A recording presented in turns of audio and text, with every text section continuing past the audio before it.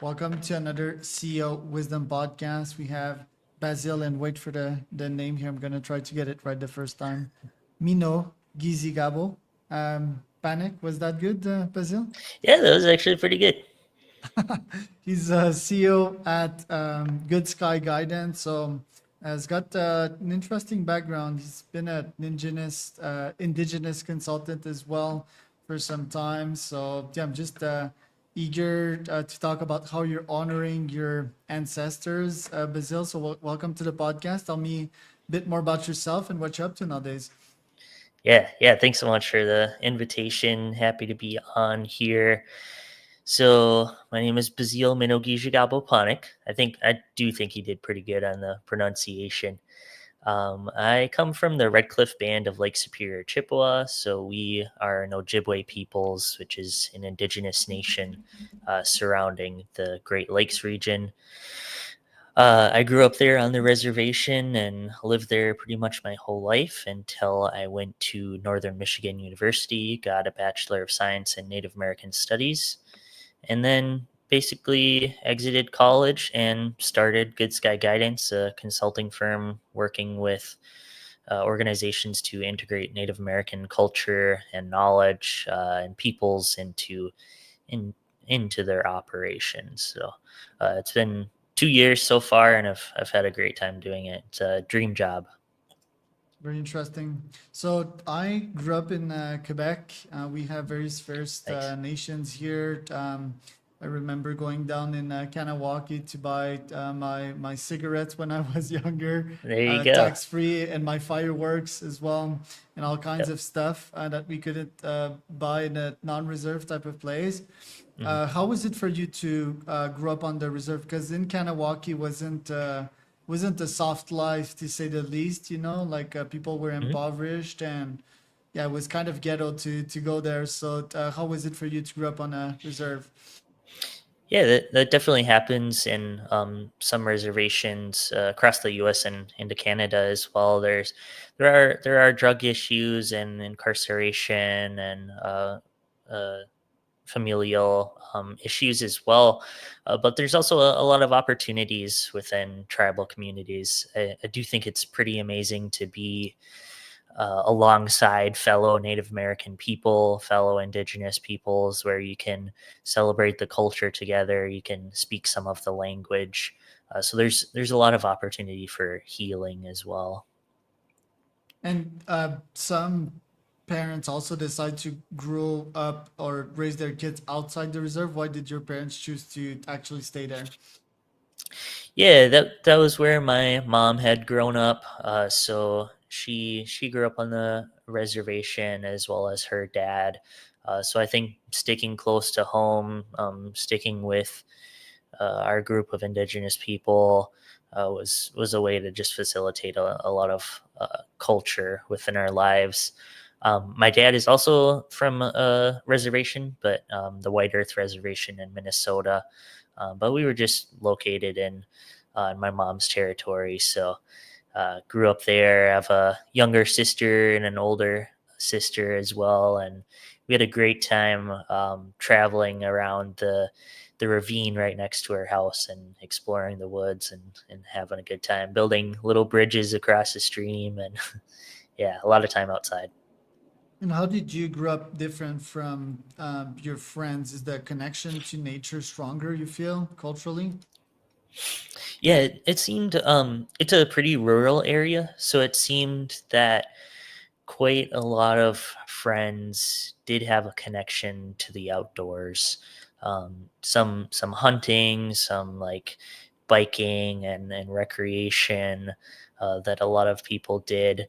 I think compared to my peers, I may have been more heavily involved in the culture and the ceremonies, thanks to my parents that were really made that an important part of my life. You feel that some of these ceremonies in the Western world are sort of disregarded. I'm in Mexico here, and my wife, she's a photographer. She does a lot of quinceañeras, like Thanks. 15 years old, and it marks the womanhood and young Yep. women. Um, and there's various ceremonies in the First Nations that should mark manhood that we don't normally have in the Western world, and passages of life and rites, that are super important. Do Mhm. you feel that we've sort of missed the mark on that in the or industrial world? Yeah, yeah, I do think so. I think there are things to be celebrated that we don't celebrate within Western culture. You did mention the coming of age. I think that's an important part of everybody's life. Like it's not something to shy away from and feel awkward about, but this is the next stage in your life where you're really growing up to be a strong, resilient person, and that should be celebrated.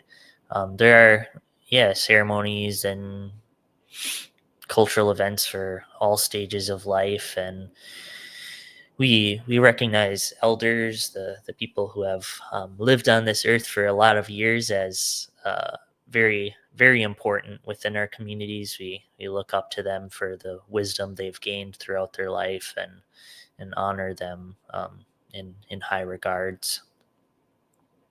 And back then, what did the ceremony look like for manhood? Wasn't it like digging a hole and taking some hallucinogens in some cultures? And how does that look like nowadays? Obviously, there's none of that, but I do think there's like solo, like Spartan 300 style, the trips in which you go out by yourself at like 17 or 16 for a couple of days, and sort of fast and hunt. Yep. What does it look like?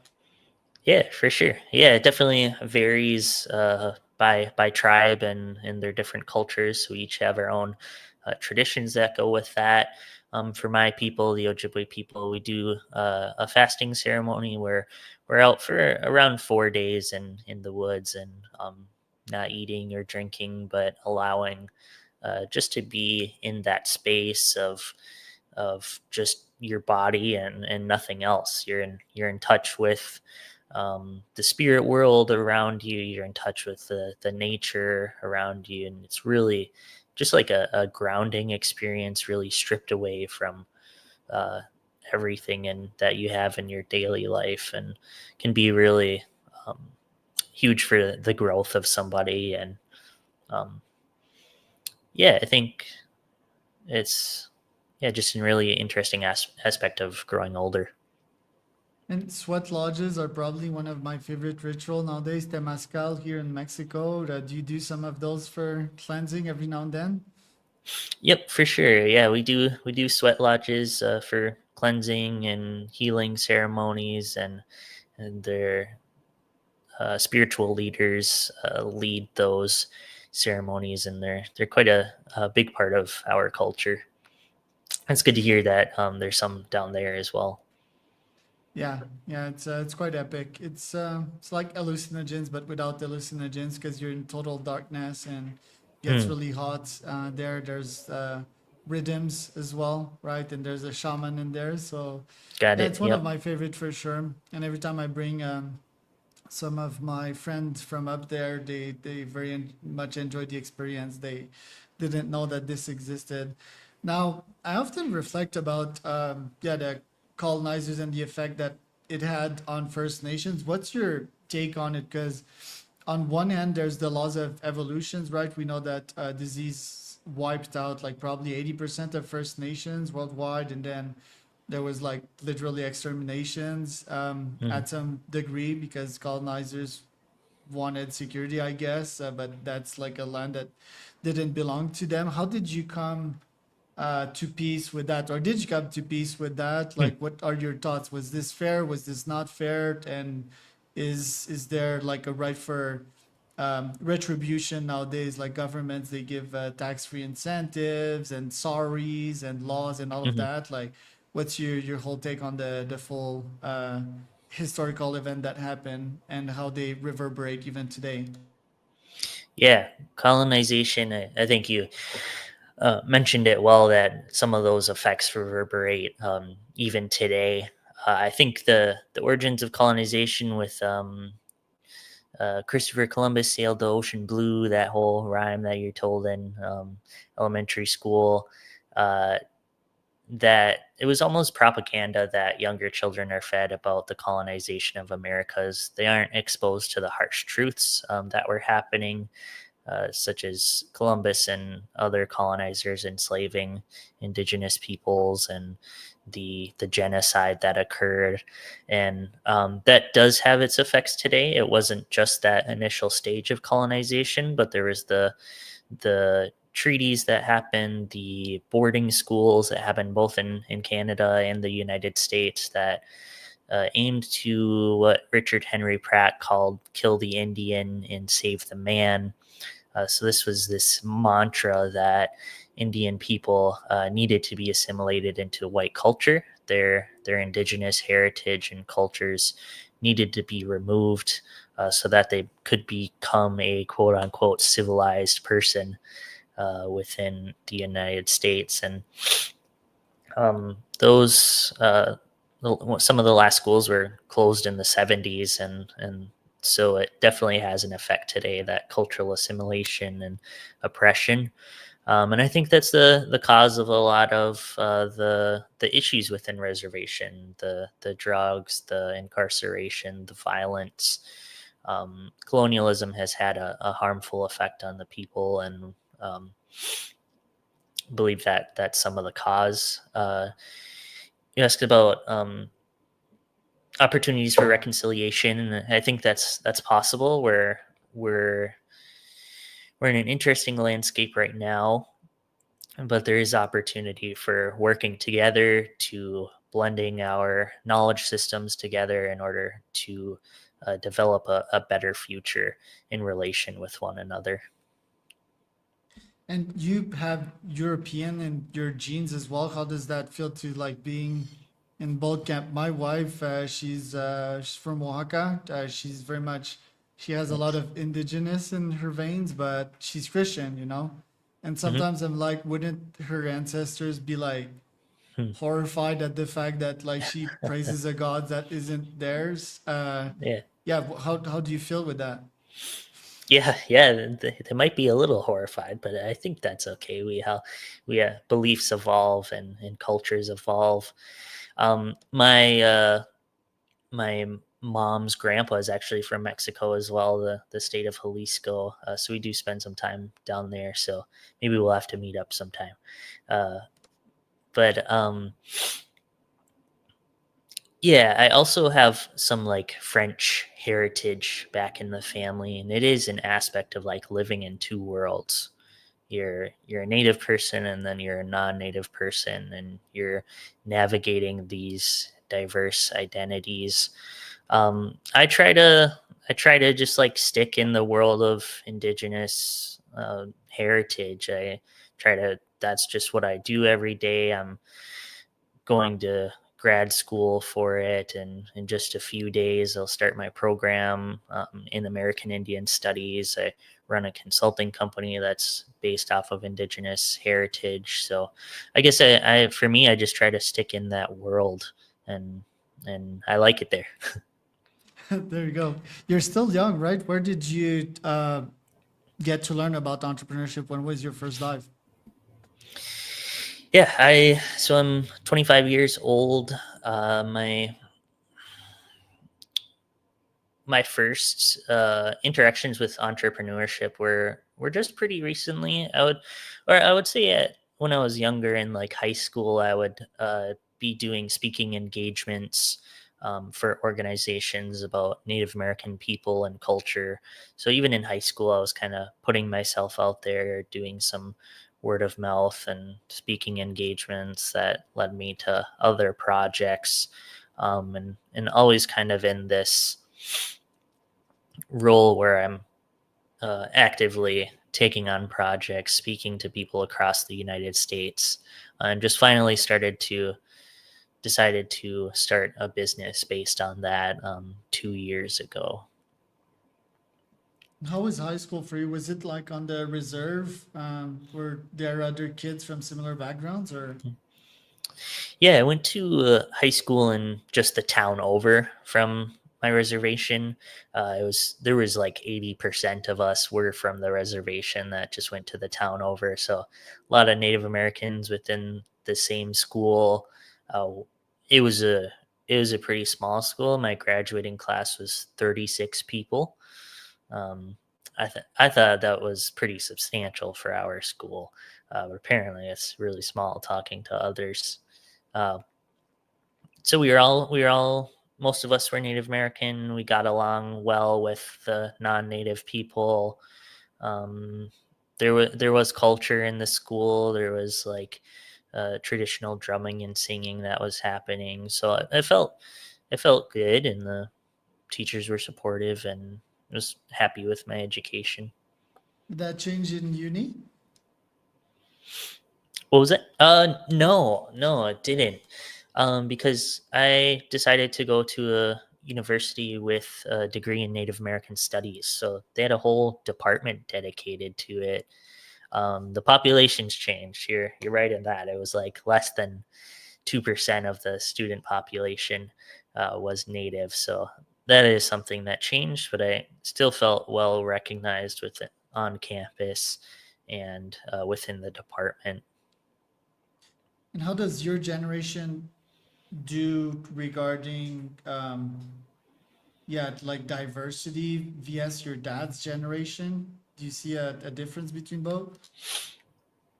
Yeah, I think my parents' generation, during like the 80s and the 90s, I feel like there was a large activist movements, such as from the American Indian movement, that were pretty powerful and radical.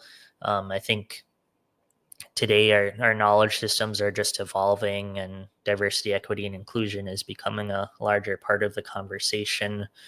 And I think um, that's better for everyone to just respect the diversity of cultures and peoples, and we're all coming together uh, to celebrate that.